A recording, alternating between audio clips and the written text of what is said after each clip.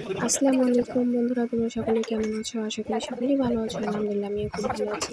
তো অনেক দিন ধরে কিছু বানাই না, তো এবার ভাবলাম যে কিছু একটা বানাই, সবাই মিলে, মানে বাসার সবাই মিলে কিছু একটা বানিয়ে খাই।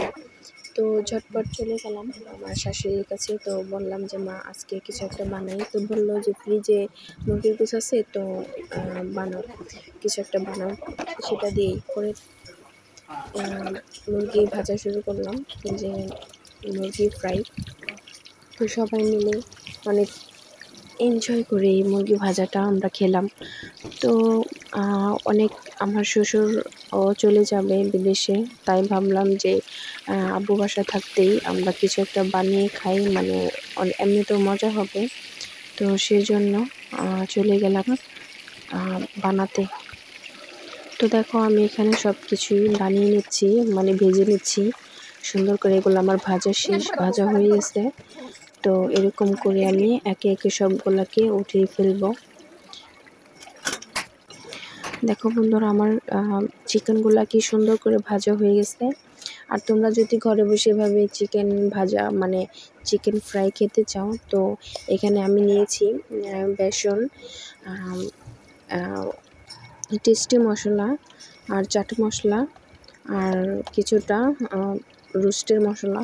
তো আমি এটা দিয়ে এটাকে আর সুন্দর করে ভেজে নিয়েছি। তো আমার সবগুলো ভাজা হয়ে গেছে, আর কিছুটা আছে, তো সেগুলো আমি একভাবেই ভেজে নিচ্ছি, উল্টে দিচ্ছি সুন্দর করে। আমি এটাকেও ভেজে নেব।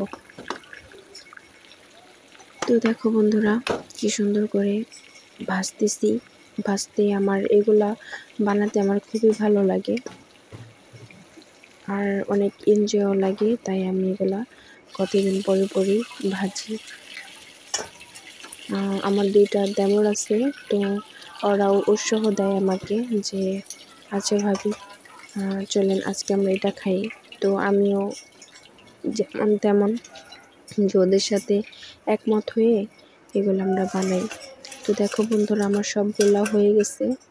তো এখন আমরা সবাই একসাথে বসে পরিবেশন করব। তো এগুলা তোমরা কে কে বাসায় বসে এভাবে বানায় খাও আমাকে কমেন্টে জানাবা। আর চিকেন ফ্রাই তোমাদের কার কার ভালো লাগে অবশ্যই জানাবা। আর আমার মতো করে এভাবে চিকেন ফ্রাই করবা, দেখবা খুবই মজা, আসলে অনেক মজা। তো আমি এখন একটা খেয়ে দেখবো যে কেমন হয়েছে।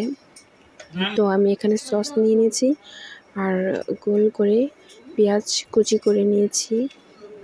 খেতে অনেক মজা। দেখো বন্ধুরা, আমরা সবাই খাচ্ছি। তো তোমাদের কেমন লাগলো অবশ্যই আমাকে জানাবা।